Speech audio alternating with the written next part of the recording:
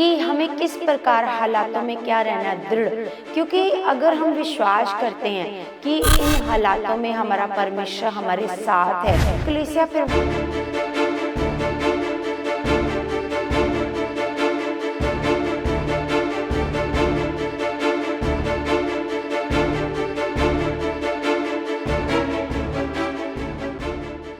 Praise the Lord everyone, God bless you all. परमेश्वर आपको बहुत सारी बरकतें और आशीषें मसीह में दे चुके हैं। परमेश्वर आपको बहुत सारा आत्मा में बढ़ा चुके हैं, ये मेरा विश्वास है। कलीसिया, आप बहुत ज्ञानवान और बुद्धिमान परमेश्वर ने आपको बना दिया है, ये मैं विश्वास करती हूँ।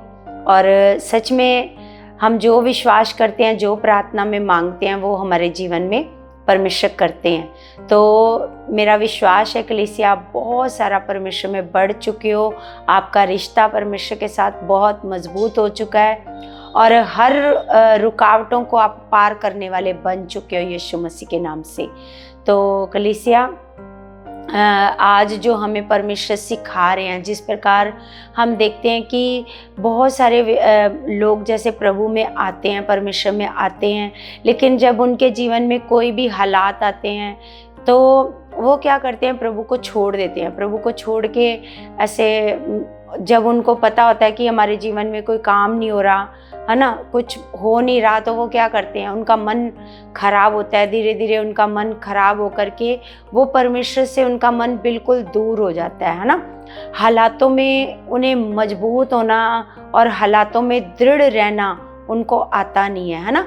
तो सच में कलीसिया, हमें हमारा परमेश्वर सिखाता है कि हमें किस प्रकार हालातों में क्या रहना दृढ़, क्योंकि अगर हम विश्वास करते हैं कि इन हालातों में हमारा परमेश्वर हमारे साथ है ना, तो सच में कलीसिया फिर वो आपको हालात लगेंगे ही नहीं, है ना। वो आपको लगेंगे ही नहीं कि वो हालात हैं, है ना। सच में हर समय हर पल परमेश्वर आपको ऐसे मतलब फील होएगा कि वो मेरे साथ है, खुदावंद मेरी मदद करने के लिए, और ये हालात एक दिन मुझे दिखाई नहीं देंगे। एक दिन ये सारे हालात मेरे जीवन से क्या हो जाएंगे, ऐसे ख़त्म हो जाएंगे, है ना। तो सच में कलीसिया, आज जो मुझे परमेश्वर ने सिखाया है वो है हालातों में दृढ़ रहना, हालातों में मतलब परमेश्वर के साथ एक दृढ़ता को रखना, परमेश्वर के साथ एक मजबूत रिश्ते को रखना।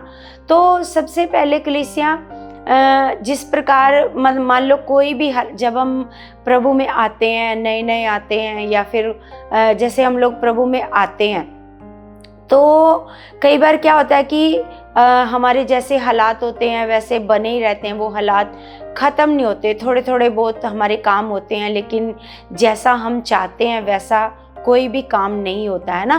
तो फिर क्या होता है, लोग क्या कर देते हैं, लोग धीरे धीरे अपना मन परमेश्वर से क्या करने लग जाते हैं, खराब करने लग जाते हैं। लेकिन अगर आप ये कहो कि मेरा ये विश्वास है कि क्योंकि परमेश्वर ने हमारे साथ क्या किया है, ऐसे वादा किया है, परमेश्वर ने हमसे वादा किया है कि मैं तुम्हारे साथ हूँ हर पल हर घड़ी, है ना। तो सच में कलीसिया, अगर मतलब जो लोग प्रभु में आते हैं, अगर वो विश्वास करेंगे तो सच में उन हालातों में उनको दृढ़ रहना आएगा, उनको मजबूत रहना आएगा। वो कभी भी ये विचार को अपने ऐसे माइंड में लेकर के नहीं आएंगे कि परमेश्वर काम नहीं कर रहा और हम परमेश्वर को छोड़ देते हैं, है ना। तो इसी प्रकार परमेश्वर हम एक वचन पढ़ते हैं, 2 कुरिन्थियों 4 का हम पढ़ते हैं 16। हम देखते हैं कि जब पौलुस ने ऐसे परमेश्वर का प्रचार, प्रभु यीशु मसीह का प्रचार करना शुरू किया, तो पौलुस के जीवन में भी बहुत सारी मुसीबतें आई, बहुत सारे हालात आए, बहुत सारी परेशानियां आई, लेकिन वो दृढ़ मजबूत बनकर ऐसे परमेश्वर के साथ ऐसे चलता रहा, है ना। तो लिखा है, इसलिए हम हियाव नहीं छोड़ते, यद्यपि हमारा बाहरी मनुष्यत्व नष्ट होता जाता है, तो भी हमारा भीतरी मनुष्यत्व दिन प्रतिदिन नया होता जाता है।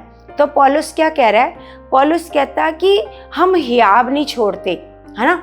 तो बेशक से हमारा बाहरी मनुष्यत्व क्या हो रहा है, ऐसे नष्ट हो रहा है, लेकिन जो भीतरी मनुष्यत्व है वो दिन प्रतिदिन क्या होता जा रहा है, वो दिन प्रतिदिन नया होता जा रहा है ना। तो नया होता जा रहा है मतलब पौलुस अंदर से क्या हो रहा है, हालातों में वो विश्वास कर रहा है कि इन हालातों में मेरे साथ मेरा परमेश्वर है। वो इन हालातों में कमज़ोर होने की बजाय क्या हो रहा है, और मजबूत हो रहा है। वो अपनी बात बता रहा है कि बेशक से बाहरी मनुष्य तब क्या हो रहा है, नष्ट हो रहा है ना। मान लो कोई प्रचार करने जा रहे हैं, कहीं चोट लग गई है, कोई कुछ हो गया है ना, या फिर जैसे पौलुस कहता है कितनी बार मेरे को जेल में बंद होना पड़ा, कितनी बार मैंने कोड़े खाए, कितनी बार मैंने बैंतें खाई, है ना। तो मतलब बेशक से बाहर से उसको चोट लग रही है, उसको दर्द हो रहा है, बाहर का मनुष्य तब ये शरीर क्या हो रहा है, नष्ट हो रहा है। लेकिन वो कह रहा है भीतरी मनुष्य तब दिन प्रतिदिन क्या होता जा रहा है, ऐसे नया होता जा रहा है ना। अंदर से जो विश्वास है वो दिन प्रतिदिन क्या होता जा रहा है, बढ़ता जा रहा है, बढ़ता जा रहा है। परमेश्वर के साथ जो रिश्ता है वो क्या होता जा रहा है, ऐसे और मजबूत होता जा रहा है ना। तो आगे लिखा है क्योंकि हमारा पल भर का हल्का सा क्लेश हमारे लिए बहुत ही महत्वपूर्ण और अनंत महिमा उत्पन्न करता है। क्या कह रहा है, कैसा मन है पौलुस का। वो कहता है हाँ, हल्का सा क्लेश हमारे लिए पल भर का, वो कहता है पल भर का। उस क्लेश को वो ऐसे नहीं समझ रहा कि ये ख़त्म ही नहीं होने पर आ रहा है, ये इतना बड़ा क्यों है, ये ख़त्म क्यों नहीं हो रहा। वो उसको हल्का सा कह रहा है। वो कह रहा है हल्का सा क्लेश, पल भर का हल्का सा क्लेश हमारे लिए क्या उत्पन्न करता है, बड़ी महिमा को उत्पन्न करता है। वो कहता है अनंत महिमा को क्या करता है, वो उत्पन्न करता है। आगे लिखा है और हम तो देखी हुई वस्तुओं को नहीं परंतु अनदेखी वस्तुओं को देखते रहते हैं। वो कहता है हम देखी हुई वस्तुओं को नहीं देख रहे, जो हालात हमें दिख रहा है उसको नहीं हम देख रहे, हम किसको देख रहे हैं, जो अनंत महिमा इसके पीछे परमेश्वर ने रखी है ना। अनंत महिमा जो स्वर्ग में परमेश्वर ने इसके बदले में हमारे लिए इनाम रखा है, तो हम तो उसको देखते हैं, है ना। वो कहता है देखी हुई हम वस्तुओं को नहीं देखते, हम तो किसको देखते हैं, अनदेखी वस्तुओं को। वो कहता है हम देखते रहते हैं। आगे लिखा क्योंकि देखी हुई वस्तुएं थोड़े दिन की हैं परंतु अनदेखी वस्तुएं सदा बनी रहती हैं, है ना। तो पौलुस की जो आशा है ना, तो वो ये सोच रहा है यहाँ पर अगर हम थोड़ा सा क्लेश सह भी लेंगे तो क्या हुआ, लेकिन वहाँ जो हमारे लिए परमेश्वर ने महिमा रखी है वो बहुत बड़ी है स्वर्ग में। क्योंकि ये जो हालात हैं वो कहता है ये क्या हो जाएंगी, अनदेखी वस्तुएं। क्या कहता है, कहता है थोड़े दिन की हैं, ये देखी हुई वस्तुएं थोड़े दिन की हैं। जो हमें ये हालात दिख रहे हैं, मुसीबतें दिख रही हैं, परेशानियां दिख रही हैं, तो ये क्या है, ये थोड़े दिन की हैं। लेकिन अनदेखी वस्तुएं कहता है सदा बनी रहती हैं, है ना। तो वो जिस चीज को देख रहा है वो स्वर्ग की बाट जो रहा है ना, वो स्वर्ग परमेश्वर के पास जाकर जो इनाम की वो क्या कर रहा है, वेट कर रहा है। वो कहता है वो सदा बनी रहती हैं, क्योंकि स्वर्ग की चीज़ें हमेशा बनी रहेंगी। पृथ्वी की चीज़ें क्या हो जाएंगी, पृथ्वी और पृथ्वी की चीज़ें क्या हो जाएंगी, नष्ट हो जाएंगी। लेकिन स्वर्ग और स्वर्ग की चीज़ें सदा बनी रहेंगी। तो वो कौन सी चीज़ों को देख रहा है, जो सदा बनी रहने वाली चीज़ें हैं। हमारी आशा किस पर होनी चाहिए कलीसिया, ये जो क्लेश है ये तो खत्म हो जाएगा, ये तो थोड़े समय के लिए है ना, इसने खत्म होना है। लेकिन जो महिमा है, जो अनंत महिमा है, जो परमेश्वर की दया है, जो परमेश्वर का प्रेम है, वो सदा क्या रहेगा, वो सदा बना रहेगा। इसलिए कलीसिया आपके जीवन में कुछ भी हालात आते हैं, कोई भी मुसीबतें आती हैं या हालात जा नहीं रहे हैं, आप कभी भी उससे अपना मन मत खराब करो, कभी भी मन मत खराब करो। अपनी आशा को कहाँ पर लगा कर रखो, अपने परमेश्वर की ओर लगा करके रखो, अपनी आशा को स्वर्ग पर लगा करके रखो, है ना। तो अगर आप उन्हीं हालातों को देखते रहोगे तो वो हालात आपको बड़े नज़र आते जाएंगे, क्योंकि आप खुद ही उनको क्या करते जाओगे, ऐसे बड़ा करते जाओगे। जिस प्रकार हम एक उदाहरण में देखते हैं, कलीसिया एक बच्चा ऐसे जब गुब्बारा ऐसे फुलाता है तो गुब्बारे में वो खुद ही क्या कर रहा है, हवा भर रहा है, हवा भर रहा है। तो धीरे धीरे धीरे हवा भरते भरते भरते वो गुब्बारा इतना ऐसे बड़ा हो जाता है कि उसको ऐसे और कुछ फिर नज़र नहीं आता। उसको फिर क्या नज़र आता है अपने सामने, केवल गुब्बारा ही नज़र आता है ना अपने सामने। उसको इतना बड़ा ऐसे गुब्बारा नज़र आता है। उसके बाद उसके गुब्बारे के आगे जो है उसको कुछ भी नज़र नहीं आता। तो इसी प्रकार कलीसिया जो केवल हालातों को देखते रहते हैं, हालातों को देखते रहते हैं, वो छोटे से हालात में क्या भरते जाते हैं, ऐसे गुब्बारे की तरह क्या भरते जाते हैं, हवा भरते जाते हैं और हालात को क्या करते जाते हैं, बड़ा करते जाते हैं। तो एक दिन उनको क्या नजर आएगा, केवल हालात ही हालात नजर आएगा और परमेश्वर और उसकी दया और उसकी महिमा और उसका प्रेम उनको नजर नहीं आएगा। इसलिए कलीसिया कभी भी अपने हालातों के ऊपर ज़्यादा मन मत लगाओ, इसको इग्नोर करो और लगातार अंगीकार करो कि ये हालात मेरे लिए है ही नहीं, ये हालात मेरे लिए है ही नहीं, ये मेरे जीवन से ख़त्म हो चुके हैं, ये मेरे जीवन से ख़त्म हो चुके हैं। आप जितना बार बार ये इस बात का अंगीकार करोगे वो उतनी जल्दी आपके जीवन से चले जाएंगे। तो कलीसिया हम एक और वचन देखते हैं, रोमियो की किताब में 12 का हम पढ़ते हैं।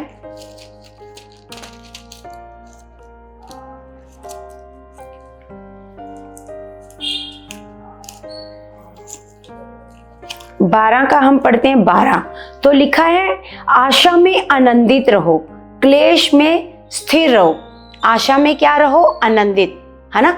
तो परमेश्वर का वचन हमें सिखा रहा है, जो आशा है, आशा ये है कि एक दिन हालात मेरे सामने से ख़त्म होना ही होना है, ये हालात मेरे लिए है ही नहीं है ना। और ये मैं इसको कमांड करती हूँ, मेरे पास अधिकार है, ये उखड़ चुका है मेरे जीवन से, ये ख़त्म हो चुका है मेरे जीवन से। तो इस बात की हम क्या रखते हैं, आशा कि ये हालात ख़त्म हो चुका है, ये हालात ख़त्म हो चुका है, ये हालात ख़त्म हो चुका है। हम इस बात की क्या रखते हैं, आशा रखते हैं। तो परमेश्वर का वचन कह रहा है कि आशा में क्या रहो, आनंदित रहो, और क्लेश में क्या रहो, ऐसे स्थिर रहो। कलेश में कभी भी डगमगाओ मत, कलेश में कभी भी अपने मन को खराब मत होने दो, कभी भी अपने मन में ये मत आने दो कि कलेश नहीं जा रहा तो मैं परमेश्वर को क्या कर दूं, छोड़ दूं। कभी भी परमेश्वर को छोड़ने की बात अगर आपके मन में आती है तो तुरंत उसको आउट करो, बोलो चल शैतान, जो तू मेरे मन में ये बुरी बातें डाल रहा है इसी वक्त चला जा मेरे जीवन से, है ना। क्योंकि ऐसी बातें डाल कर सच में वो एक दिन आपको परमेश्वर से क्या कर देगा, वो आपको परमेश्वर से दूर कर देगा कलीसिया। तो यहाँ पर परमेश्वर का वचन कह रहा है कि क्लेश में स्थिर रहो और प्रार्थना में नित्य रहो, प्रार्थना में नित्य लगे रहो। तो अगर हम लगातार उन कलेशों के लिए, उन हालातों के लिए प्रार्थना में बने रहेंगे तो सच में कलीसिया वो हालात हमारे सामने टिक नहीं पाएंगे। उन हालातों की कोई औकात ही नहीं है कि वो हमारे सामने खड़े रह सके, क्योंकि हमारे पास एक अधिकार है। हमें प्रभु ने पहाड़ों को उखाड़ने का अधिकार दिया है कि अगर तुम विश्वास से पहाड़ों को कहोगे कि उखड़ो और जाओ समुद्र में, तो हम विश्वास से अगर बोलेंगे तो पहाड़ को भी उखड़ना पड़ेगा। हालातों की तो कोई औकात ही नहीं है हमारे सामने, वो तो टिक ही नहीं सकते हमारे सामने, उनको उखड़ना ही उखड़ना है एक दिन। लेकिन अगर आप लगातार क्लेशों में स्थिर रहोगे और प्रार्थना में नित्य लगे रहोगे, और लिखा है पवित्र लोगों को जो कुछ आवश्यक है उनमें उनकी सहायता करो, पहनवाई करने में लगे रहो। तो सच में कलीसिया हमें खुदा का वचन ऐसे सिखा रहा है कि हमें क्या रहना है कलेश में कभी भी अपने आप को कमज़ोर नहीं होने देना। कलेश में परमेश्वर का वचन कहता है अपने आप को स्ट्रॉन्ग करो, स्थिर रहो, मजबूत रहो। इसलिए कलीसिया मैंने भी अपने जीवन में ऐसे देखा है कि जब कलेशों में मैंने अपना मन खराब करा है तो वो हालातों को मैंने बढ़ते ही देखा है। वो हालात कम नहीं हुए, वो हालातों को मैंने बढ़ते देखा है। लेकिन जैसे ही मुझे खुदावंद ने सिखाया कि हालातों में मजबूत रहकर इनको डांटना है और ये तुम्हारे लिए नहीं है।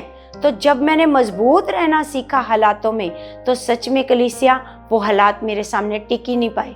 वो 1 या 2 दिन में उनको जाना ही पड़ा, उनको ख़त्म होना ही पड़ा, क्योंकि मैंने अपने मन को ख़राब नहीं होने दिया। मैंने अपने मन को मजबूत किया, स्ट्रॉन्ग किया। तो जब मैंने अपने मन को मजबूत किया कलीसिया, तो सच में परमेश्वर ने क्या किया? परमेश्वर ने अपनी सामर्थ को प्रकट किया मेरे जीवन में। तो एक वचन हम और देखते हैं कलीसिया, गलातियों 6 का ऐसे 9 देखते हैं।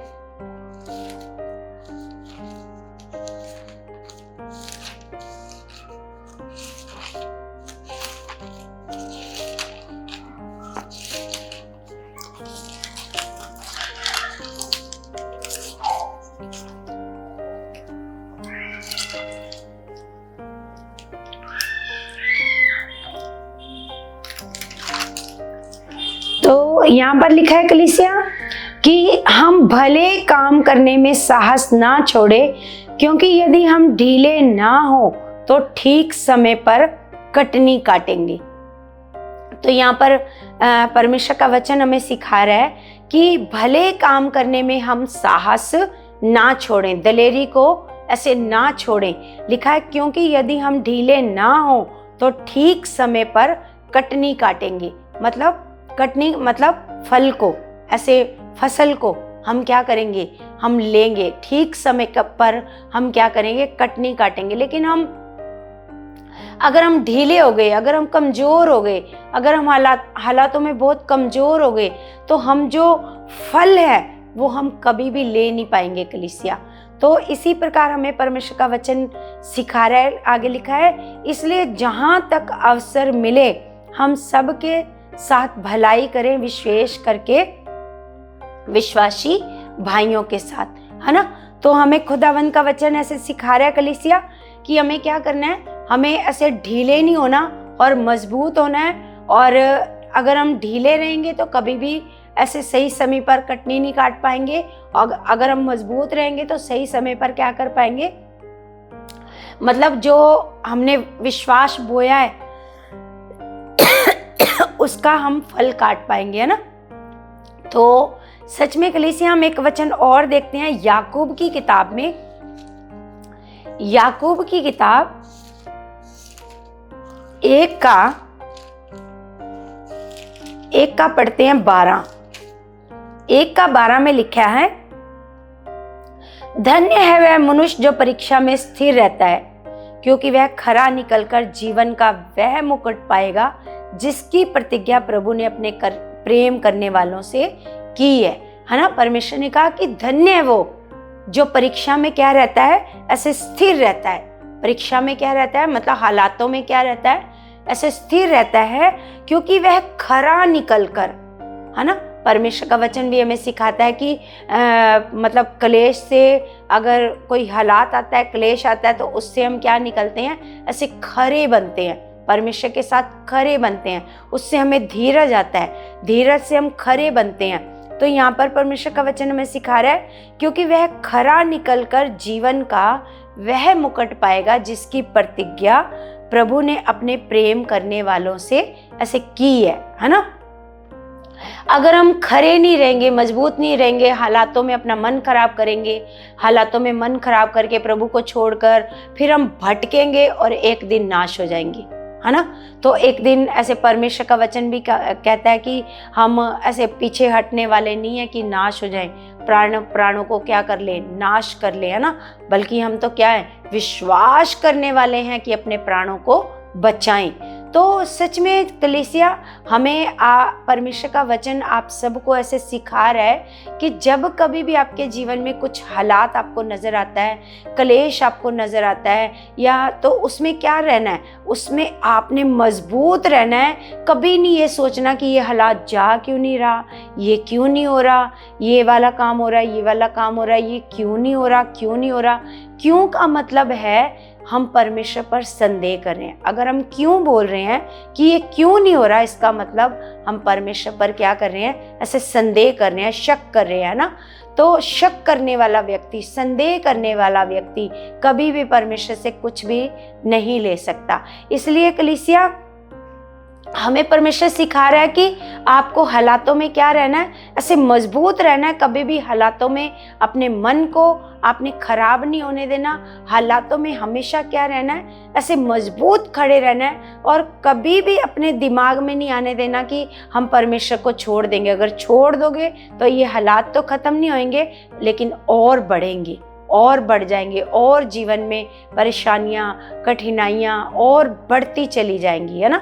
तो इसलिए कलीसिया परमेश्वर आपको सिखा रहा है कि आपने क्या रहना है, ऐसे हमेशा जिस प्रकार वचनों के द्वारा खुदावंद हमें सिखा रहा है, क्योंकि इन कलेशों में भी हमारा परमेश्वर हमारे साथ खड़ा है। वो हमें मजबूती देता है, वो हमें स्ट्रॉन्ग ऐसे बनाता है। लेकिन हमें क्या करना है, लगातार अपने पिता के पास प्रार्थना में जाना है। अगर हम लगातार पिता से प्रार्थना करेंगे तो परमेश्वर में क्या देता है, ऐसे दलेरी देता है, परमेश्वर में मजबूत करता है। तो कलीसिया मेरा ये विश्वास है कि आज का वचन परमेश्वर आपको बहुत सारा इन वचनों से आपको सिखा चुके हैं, आपको बुद्धि और समझ दे चुके हैं कि आपको किस प्रकार से परमेश्वर के साथ चलना है और वो इनाम लेना है जो परमेश्वर ने अपने प्रेम रखने वालों के साथ, ऐसे प्रेम रखने वालों के लिए रखा है। तो सच में कलीसिया ये वचन आपको बहुत सारा ब्लेस कर चुके हैं और बहुत सारा परमेश्वर में चलना सिखा चुके हैं यीशु मसीह के नाम से।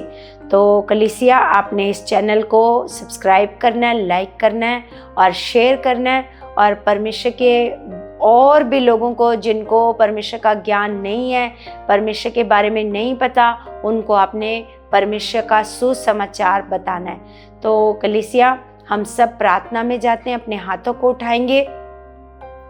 स्वर्गीय पिता, मैं आपका धन्यवाद करती हूँ मेरे परम पवित्र परमेश्वर जी।